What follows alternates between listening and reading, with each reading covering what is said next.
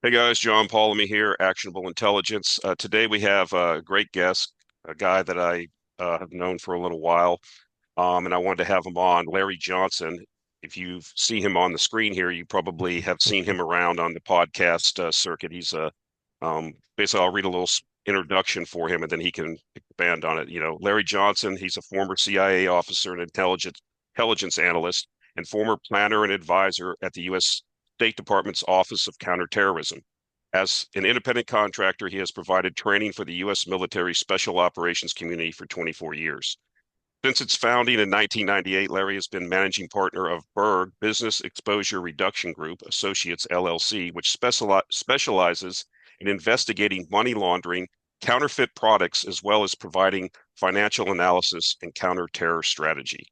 So we wanted to have Larry on because he has been, over the years, very unbiased and critical of U.S. foreign policy, even going back to our wars in the Middle East. And so he is not a Johnny come lately, and he has some interesting things to say as a, guy that's been plugged into the national security state in his previous career.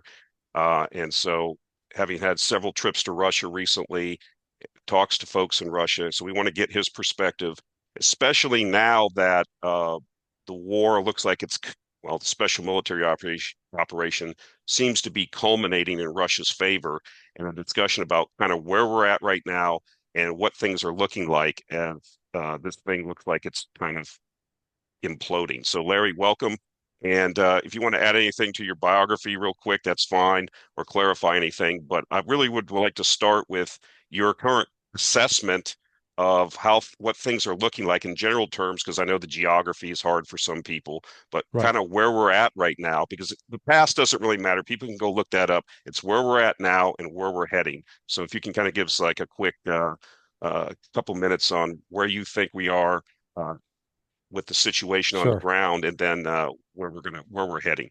Well, to quote Clausewitz, there are three critical variables that have to be taken into account: morale of the people, the military power of a country, and its economic power.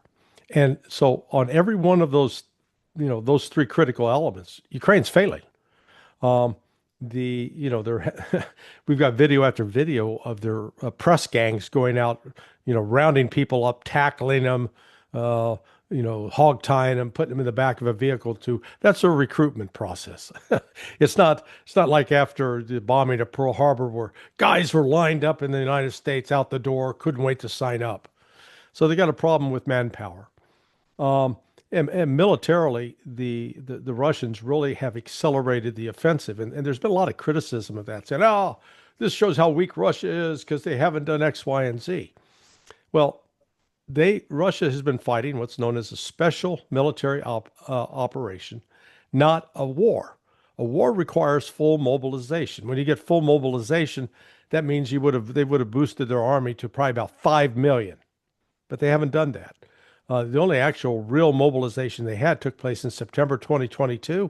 An additional 320,000 reservists called up. But then since then, they've got the conscripts, people who are drafted, they come in, and contract soldiers, people who sign up voluntarily. And so over the course, the last 46 months, Russia has built up its force so that now it's got about 750,000 troops on the ground in Ukraine. Well, previously they didn't have that many. And it's not just, do we have enough guys to launch an attack and take this territory? Okay, once you do that, can you hold it? Do you have enough troops to be able to put in place that can hold it? And so that's what the Russian military planners have been contending with, that the West, clueless. I mean, retired generals and admirals, like Petraeus, Ben Hodges, Mark Kimmick, they're just idiots. They don't understand that. So now we've reached a point where has sufficient force, is pushing forward. But when you look on the economic side of the things, um, Ukraine's in complete collapse. Going back to in 2023, when basically Russia was able to shut down all traffic south of Zaporizhia going to the Odessa. So Previously, the Dnieper River was it's like the Mississippi River. About 20, 30%, 40% of of Ukraine's GDP was derived from products being shipped down that river and then being hauled out of ports in Odessa and such. They don't have that anymore. Uh, the significant amount of their wheat and barley is grown in the east, to the east of the river Dnieper. So, that's not getting out now like it used to. Uh, so we've seen that the debt to GDP ratio for Ukraine is now like they're anticipating it's going to be 136% for 2026. It's already well over 115. So they don't economically have the way to sustain this. And one of the other points Clausewitz made in his writings was most wars end because people run out of money, not because they lost at a big battle. And I actually think that's where we're headed here. There is, because the West is promising, oh, yeah, we got your back, Zelensky. Who, who in Europe would you bet put your life savings in with right now? All of them are, with maybe the exception of Hungary. Most of the European countries that are in NATO are doing very, very poorly economically, particularly Germany, France, and the UK. So their debt to GDP ratio keeps going up. So it'd be one thing if Ukraine had an outside benefactor that had unlimited supply of money and had an industrial base that could sustain them, but they don't. So, I think you're right. This thing's coming, it's like bankruptcy, slow, slow, slow, then all of a sudden, boom. It's I think it very well could all be over by end of March, possibly sooner. So we've seen in the news recently all of this, I call it frantic diplomatic activity, if you will. Hmm. I think has been, I think the President Trump, I think he was getting bad information from certain folks. Those folks seem to have been sidelined now, and somebody got to him and kind of clued him in what was really going on. I think a lot of people were critical of the president that he probably should have took the decision early on in the administration to put the blame on Biden and just shut this whole thing down. Yeah, It would yeah, have resolved itself. Then he could have just pointed at Biden, but he decided not to do that for whatever reason I'm not privy to. But now we have these frantic negotiations, this 28-point peace plan. And what I've noticed about this, and I'd like you to comment on anything specific, is we have the Europeans talking amongst themselves. We have the United States talking to the Europeans, trying to talk to the Russians, talking to the Ukrainians.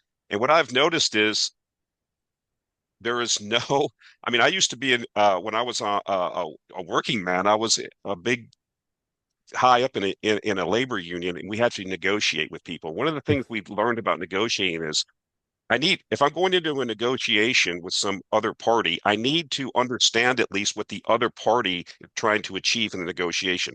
Doesn't mean I have to agree with what they're trying to achieve. Doesn't mean that I have to give up everything, but at least I correct. should understand. And the Russians, what I've noticed since the beginning of the SMO, the President Putin, Lavrov, people in the Duma, spokesman, Peskov, everybody has been consistent. There are 4 or 5 major items that the Russians Right, require for this to end. And when I looked at the 28-point plan, I didn't see any of those items on the plan. right. And Yeah, so what suspect is going on, and you can comment on it, is we have the Europeans and the US all negotiating amongst themselves about how to lose this war without losing it. right. And nobody's considering the what the Russians' interests are that go back to perestroika, for heaven's sakes, in some cases, a security agreement that encompasses all of Europe, that takes in Russia's uh, uh, its needs and desires, Yeah, and some other things. So, can you comment on that? Because this whole thing looks like kabuki theater. It's just going to be another, excuse my expression, fart in the wind. I don't see it yeah. doing anything. I think the Russians view the West primarily like it's like trying to communicate with Helen Keller, deaf, dumb, and blind. They're not listening. As you correctly note, um, the the Russians have made repeated efforts to get along with the West. You know, under George H.W. Bush, Yeltsin said, "Hey, let us join NATO." West said, "Niet, oh, no, no, that's not happening." Same with Bill Clinton, with Putin, and with Yeltsin. Same with George W. Bush with Putin request. So repeatedly rebuffed.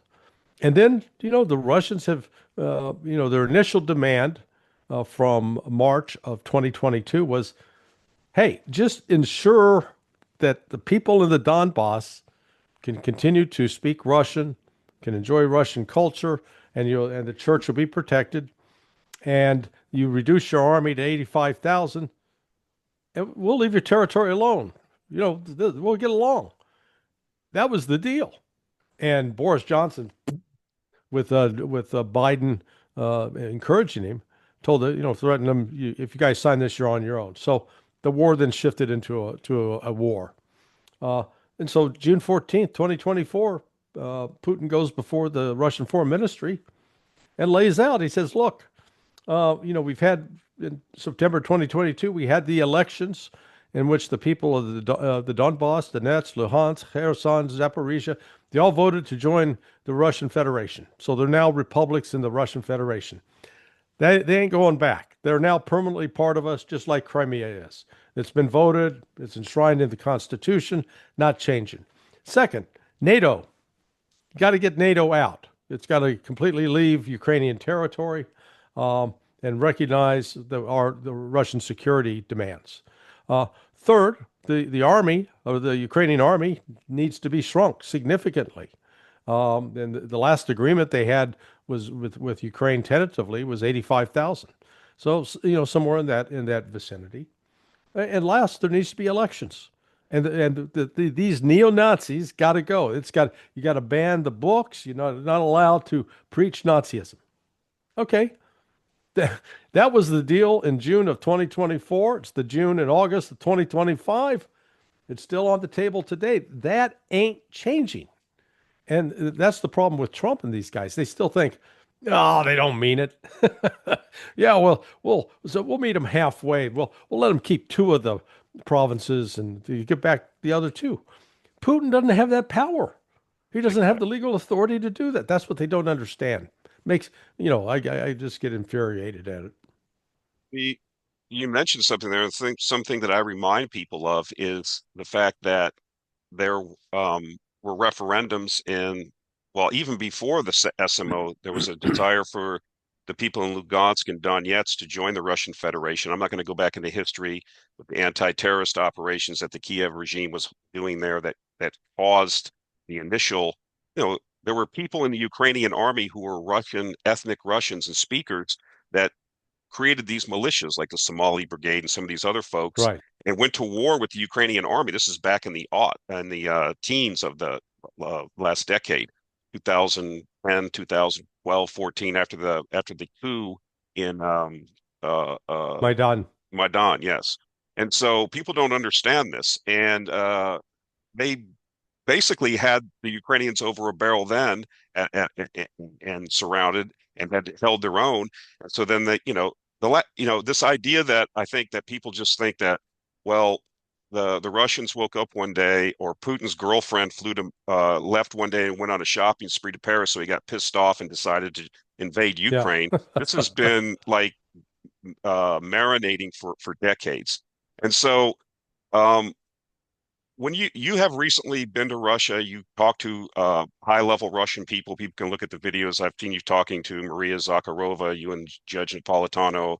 You had a really interesting conversation with General Opti Aldanov, the guy that's in charge of the Akhmat Special Forces. Really a strong guy. I mean, he's like a real military guy that we used to have even too. I mean, he's at the front lines with his guys. He's a hero of Yeah. Russia. So you talk to people. I know you talk to other people in the Duma, other folks. When the Russians look at this, I mean, we're trying to be serious people here. I guess they're wanting to have a negotiation. Who do we send? We have Dan Driscoll. Now we have Steve Witkoff, one of Trump's real estate buddies, and his son-in-law Jared Kushner. This is who we send there. No one that knows how to speak Russian. no one that has any Russian history, no one that knows anything. Just, hey, we're going to run our same playbook we ran in New York. We got to get a deal. We'll get a deal, and we're done. We're good. This is not what the Russians are looking for. So how are Yeah. the Russians looking at this when they're like, what are we supposed to do here with this? We can't do anything. And then, yet they still have to maintain decorum and act like this is serious because they have pressure from China and Brazil and India, and this has got to end, guys. This is creating a lot of problems for everybody. So when you speak to folks when you were in Russia, what's the feedback you're getting about them? Well, it has evolved with there's more, I'll say, optimism. At least they see Trump as offering a possible way out of this road to war. 2 years ago, I had a conversation, my first trip to Moscow in December of 2023, um, a brief conversation with Sergei Rybkov, the deputy foreign minister. Um, Rybkov is always, he's supposed to be the potential replacement for Lavrov. He is, though, he's much more direct than Lavrov. And he said at the time, he says, we don't have anybody to talk to. He said, even during the height of the Cold War, we had people, there were lines of communication. It was communists and capitalists, but we were talking. We were even negotiating arms control agreements. He says, we don't have anybody to talk to now. So now they've got somebody to talk to. That's the positive. Uh, but as Putin said earlier, late last week, he was, I guess, at the CTSO, CSTO conference, um, he said, "Look, here's our negotiating team: uh, Lavrov, um, and then I forget the guy's name that was doing the direct talk with the Ukrainians in Turkey, but he's sort of a second tier guy, and then Ushakov, who's sort of a personal national security advisor to Putin." And Putin said all three, not just one, but all three. So they're looking for a formalized negotiating process. And as you correctly point out, between Jared Kushner and Witkoff and Driscoll, they've just been fed a diet of anti-Russian propaganda, and they're probably going to surprise to learn. God, you mean Putin's a Christian? I thought he was a communist. That kind of thing. Um, so the Russians keep politely reminding the United States, here are our five demands, those five critical demands. There's no compromise in that. I mean, the Trump mentality is there's compromise. And part of Trump's problem is, I say Scott Bessent in particular, but also Marco Rubio. Bessent, in light of his previous affiliation with George Soros, has been feeding this nonsense that, oh, all we got to do is apply a few more sanctions to Russia and or embargo their oil and they're going to collapse. Their economy is going to collapse and they can't continue the war. Nonsense.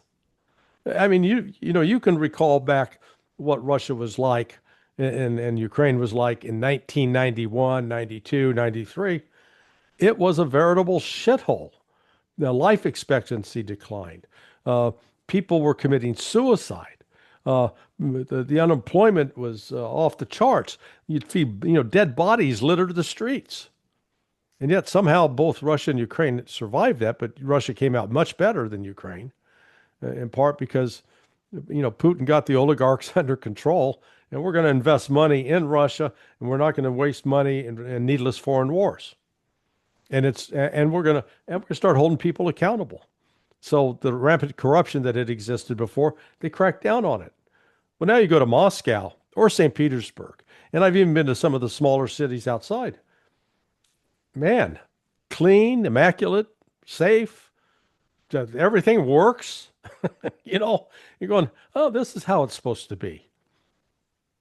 I think that's exactly what's going on with propaganda and what we're fed in the West is, this vision of Russia circa 1991 or 92. And it was horrible. And a lot of the people there remember this. This is why Putin's so powerful and so popular. Because I remember I read a book that somebody wrote.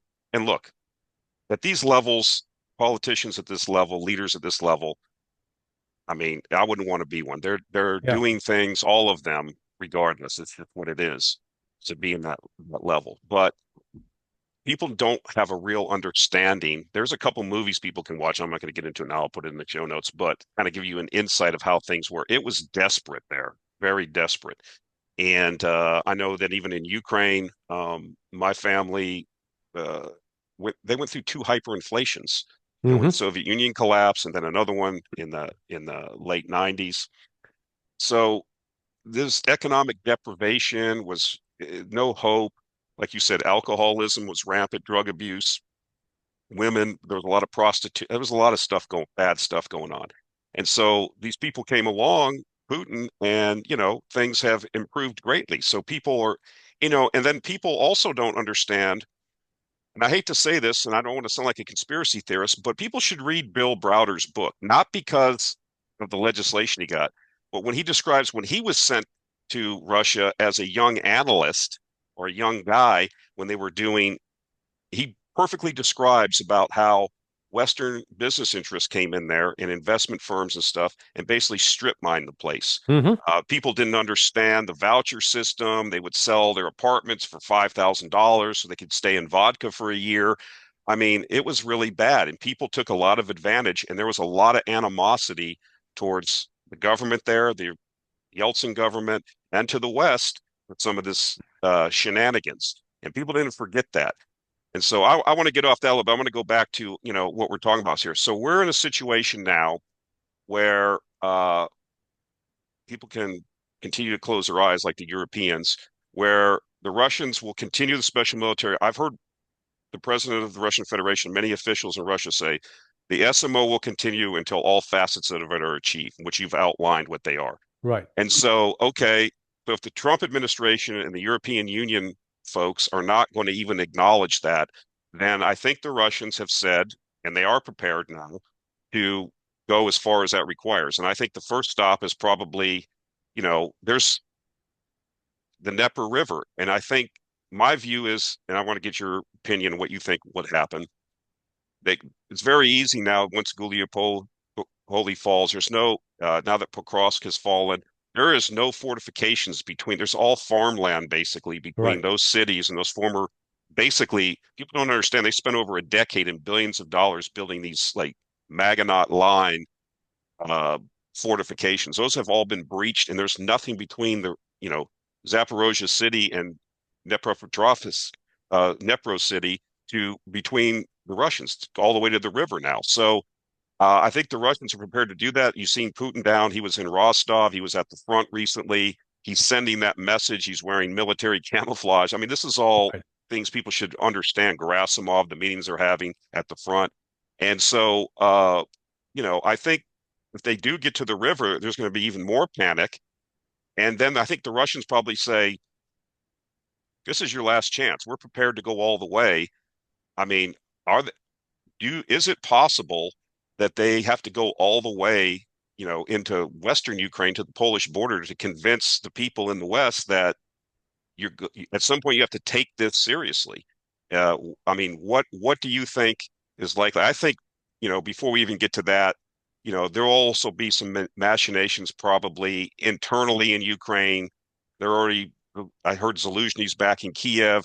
Yeah. Zelensky's probably Yeah. on his way out. You're starting to call the previous regime out now. So what are you sensing? What are you seeing? What are you hearing? What do you think?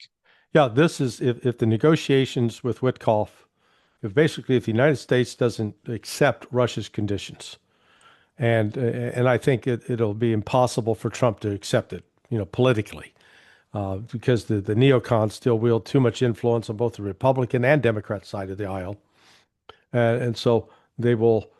But he will freeze. I think he'll freeze U.S. support. So it'll be sort of a kiss your sister moment. Hmm. And Putin's already made it clear, if we don't get this deal, the next deal is where our troops are, like Dnipropetrovsk, we'll give them the chance to also join the Russian Federation. And so what I anticipate will happen is militarily on the ground, the Russians will continue to advance. They will occupy all of Dnipropetrovsk, Kharkiv, Sumy, and possibly Poltava. They'll also move down to Nikolaev and into Odessa. and they'll take it. I don't think they're going to go for Western Ukraine. Or if they did, the only way you would know that they were going to do that is they would have to mobilize about 5 million men because you're going to have a multiple million man army to do that. Um, I think it is more likely that they will seize control of Kiev and have control of Odessa, and then there'll be another round of possible negotiations with the West. And at that point, I think both. I know Hungary's incentivized, but I think you'll see Romania possibly incentivized as, hey, we can get some of our territory back that we lost over the years. So, uh, all in all, I think the ultimate resolution is going to be militarily. Some have raised the prospect, this will unleash a guerrilla and insurgent war, the neo-Nazis. Okay, Russia's been there, done that, got the T-shirt. The Second Chechen War, which went on from 1999 to 2010, uh, yeah, they had bloody insurgency, and Russia won it. And what people don't want to look at, go to Grozny, go to Chechnya today. It's amazing, and their people are devoted Russian nationalists, as is reflected with Kadyrov, Abdialudinov. Uh, they are Muslims, they are devout Muslims, but man, they're Russians. Ask Abdi, you go, Ya Russia, No, you yeah, know. that was reflected in the interview. I mean, explained that basically the whole idea, which I think people should watch it just for that portion. He explains what it means to be part of the Russian Federation, why it's important. He even talks about it in Akhmat. It's not just Chechens, it's Russians, Buryats, all kinds of people, Yeah, over 70 types of people from all over Russia that, put their Russian citizenship, their Russian statehood, what it means to be a Russian, which is totally foreign to an American or Western European mind. right, When you right. have when you listen to him, when he describes what it means creating a society, creating a world for your children and grandchildren, for your posterity, and how important that is, and that you have a duty to do that. And that's all across Russia. That's how people think. Their children are very important in Russia. The future of the children, everything is a lot of that is around that. So I think it's a different mindset. And I think we get into this situation in the West of like assuming that the other person, it's kind of like that Vietnam movie. I think it was I can't Full Metal Jacket, Oh yeah, where that yeah, colonel says, inside of every gook is a American trying to get out. I mean, this is the mentality that we seem as this chauvinistic mentality, this yeah. idea that we won the Cold War. Fukuyama said that's the end of history, and we don't need to listen to the Russians because we won the Cold War. So we're just going to, you're going to do what we say or else. And I think that, as the rise, I've argued this as the rise of the global South. This is not just a situation with Russia, but it applies to India and China Yeah, yeah, and all these situations.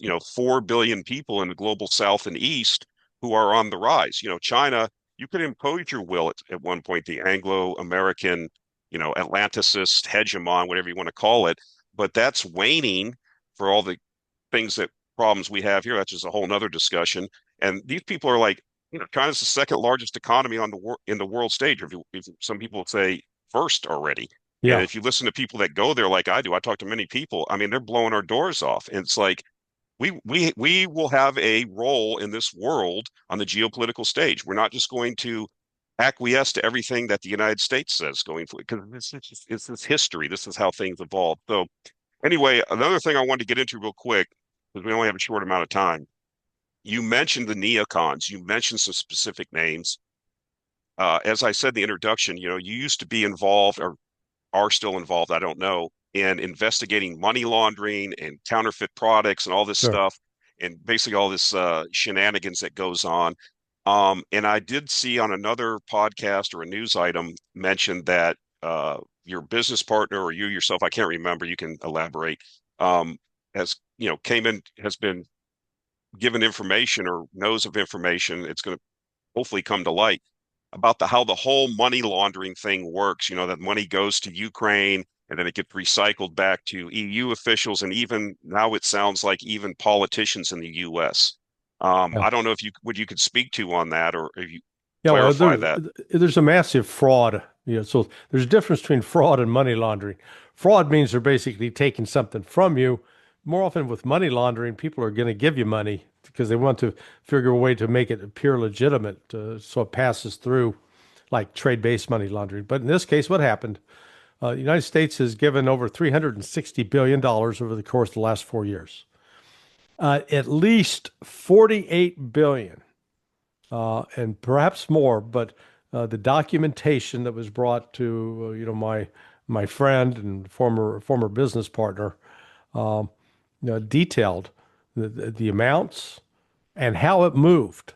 So the money was literally taken and then sent to run through banks in the Baltics, like Estonia, and then from there wound up in it was routed. So now you're doing what's called structuring, and you're trying to mask, hide, create shell companies.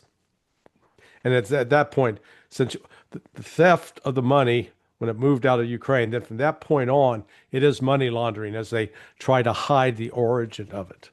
Um, so there's documentary evidence, there are bank records, there are depositions taken or affidavits filed by these whistleblowers, and that information has been turned over to both a U.S. attorney as well as the Criminal Investigative Division at the Pentagon or Department of War, whatever they're calling it now. Because there are at least 23 members of the U.S. Congress implicated in taking, and we're not talking a thousand, 2,000, we're talking millions of dollars. And the best way to figure out who those people are, just look at the ones who are the most vocal, talking in public about we got to support Ukraine. Keep that money flowing, rawhide. You know. So the corruption's deep. When the story about the 100 million broke, that to me was a sign that they're preparing to jettison Zelensky, because that's not even the tip of the iceberg. That's one flake of snow off 100 million in the context of 48 billion. You know, that's chump change. Exactly. What do you see this actually coming to light, or will it, is that also a danger? I mean, the Russians Yeah, are pretty good at spy game and stuff too, and releasing things. I'm surprised they haven't to this point, really. I'm sure they've got the goods on a lot of people. But yeah, do you see this coming to light even in the US? I mean, because this deep state, this whatever you want to call it, establishment, whatever people want to call it, it does seem to protect itself. yeah, Is there something yeah. that could actually, be prosecuted? Well, it should be prosecuted, but I don't think it will be. I think they'll cover it up, just like they've covered up the Epstein files, just like they continue to cover up the Kennedy assassination. It's just you've got to protect particularly the amounts of money that are involved in this, and the various people that have they've gotten rich. So my motto has always been follow the money, and when you watch the lengths that people go to try to keep it quiet and keep it under wraps, that's where I think when they got Zelensky's chief advisor Yermak was shown the door the other day. If he's still alive by the end of next week, then that tells me for sure Zelensky's gone, because he's not going to take the fall for Zelensky. Oh He's yeah. going to talk. And he wants his own get out of jail free card. So they'll start turning on each other. There's another thing I think that could happen. We've already seen Duma members, or not a lot of members, I mean, get caught at the border with suitcases of cash, and the rats are starting to leave the ship. I'm Yeah, kind of interested to see when bringing Zaluzhny in, if this is going to be like, this is what the U.S. is famous for, like in Vietnam and Afghanistan, just change the leaders out, and then we'll pivot, and But Zelensky, I mean, this guy's a dead man walking. I mean, you mentioned earlier this idea of a civil guerrilla thing.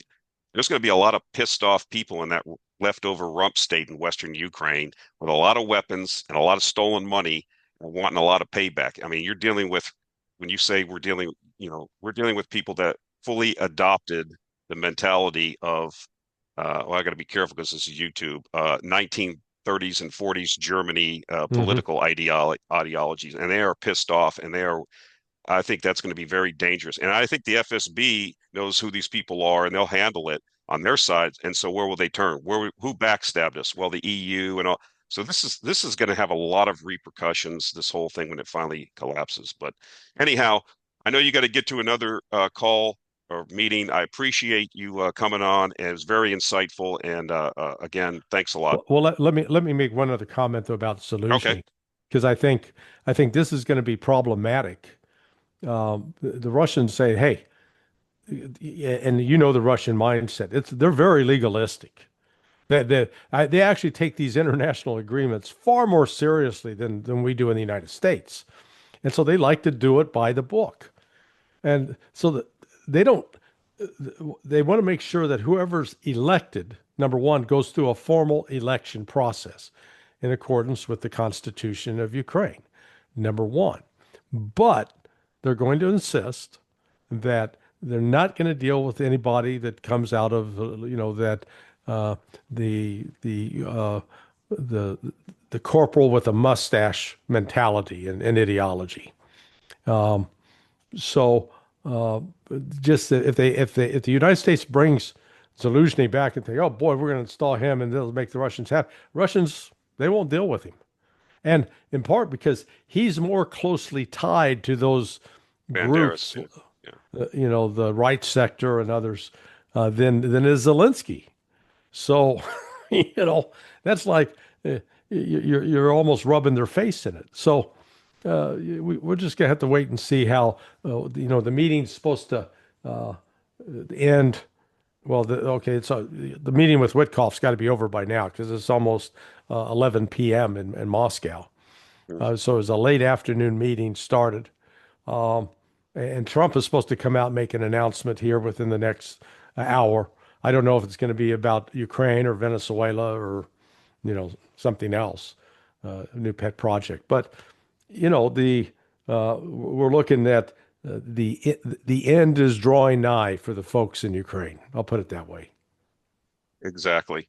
All right. Well, again, appreciate you coming on. Appreciate your insight, and hopefully, maybe we get some major news in a month or two, and things radically change. We'll have you back on for some more insight. But again, That'd be great, appreciate it. John. Thank you. Hey, thank you, man.